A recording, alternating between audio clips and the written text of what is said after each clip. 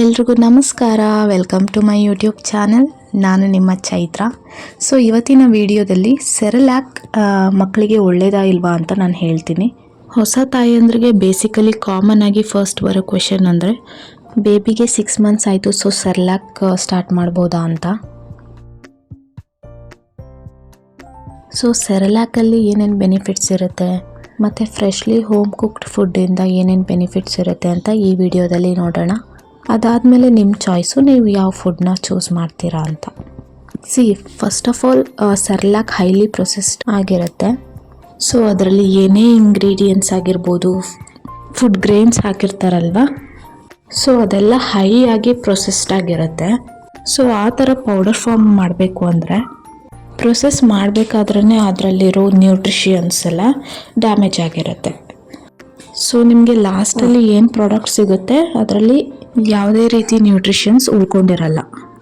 ಅದೇ ನೀವು ಮನೇಲಿ ಫ್ರೆಶ್ ಆಗಿ ಕುಕ್ ಮಾಡಿರುವಂಥ ವೆಜಿಟಬಲ್ಸ್ನ, ಗ್ರೈನ್ಸ್ನ ಮತ್ತು ಬೇಳೆನ ಬೇಯಿಸ್ಬಿಟ್ಟು ಕೊಡೋದ್ರಿಂದ ಅದರಲ್ಲಿರೋ ನ್ಯಾಚುರಲ್ ಇಂಗ್ರೀಡಿಯೆಂಟ್ಸ್ ಏನು ನ್ಯೂಟ್ರಿಷನ್ಸ್, ವಿಟಮಿನ್ಸ್ ಇರುತ್ತೆ ಅದು ಡೈರೆಕ್ಟಾಗಿ ಬೇಬಿಗೆ ಹೋಗುತ್ತೆ. ಸೆಕೆಂಡ್ ಪಾಯಿಂಟ್ ಏನು ಅಂದರೆ ಸೆರೆಲ್ಯಾಕ್ನ ನೀವು ಲಾಂಗ್ ಟೈಮ್, ಸೊ ತುಂಬ ದಿನ ಬಾಳಿಕೆ ಬರಬೇಕು ಅಂದರೆ ಅದರಲ್ಲಿ ಪ್ರಿಸರ್ವೇಟಿವ್ ಆ್ಯಡ್ ಆಗೇ ಇರುತ್ತೆ.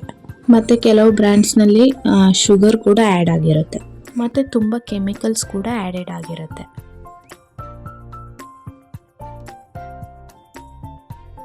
ಸೊ ಅದನ್ನು ಕಲರ್ಫುಲ್ ಮಾಡಿರೋದಕ್ಕೆ ಅದನ್ನೆಲ್ಲ ಆ್ಯಡ್ ಮಾಡಿರ್ತಾರೆ.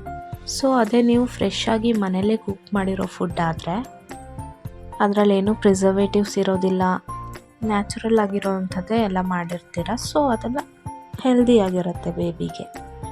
ಸೊ ನನ್ನ ಪ್ರಕಾರ ನಾನು ಅಡ್ವೈಸ್ ಮಾಡೋದಾದರೆ 1 ಇಯರ್ವರೆಗೂ ನೀವು ಪ್ಯಾಕೆಟ್ ಫುಡ್ಡು, ಪ್ರೊಸೆಸ್ಡ್ ಆಗಿರೋ ಫುಡ್ಡು, ಪ್ರಿಸರ್ವೇಟಿವ್ಸ್ ಆ್ಯಡ್ ಆಗಿರೋ ಫುಡ್ ಪ್ಯಾಕೆಟ್ಸ್ ಏನಿರುತ್ತೆ ಅದನ್ನು ಆದಷ್ಟು ಅವಾಯ್ಡ್ ಮಾಡಿ.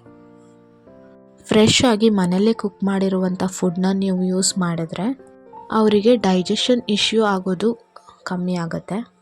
ಸೊ ಮನೇಲೆ ಅವರಿಗೆ ವೆರೈಟಿ ಆಫ್ ಫ್ಲೇವರ್ಸ್ ಆಗಿರ್ಬೋದು, ಲೈಕ್ ಚೇಂಜ್ ಆಫ್ ಟೆಕ್ಸ್ಚರ್ಸ್ ಇರ್ಬೋದು, ಸೊ ಎಲ್ಲ ಥರ ವೆಜಿಟೇಬಲ್ಸ್ ಆ್ಯಂಡ್ ಫ್ರೂಟ್ಸ್ನ ನೀವು ಆ್ಯಡ್ ಮಾಡ್ತಾ ಬಂದರೆ ಅವ್ರ ಡಯಟಲ್ಲಿ ಅವ್ರು ಮುಂದೆ ಹೋಗ್ತಾ ಇದನ್ನು ತಿನ್ನಲ್ಲ ಅದನ್ನು ತಿನ್ನಲ್ಲ ಅಂತ ಹೇಳಲ್ಲ.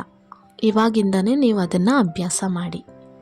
ಆದಷ್ಟು ಪ್ರೊಸೆಸ್ಡ್ ಆಗಿರೋ ಫುಡ್ಡು ಮತ್ತು ಪ್ಯಾಕೆಟ್ ಫುಡ್ನ ಅವಾಯ್ಡ್ ಮಾಡಿ.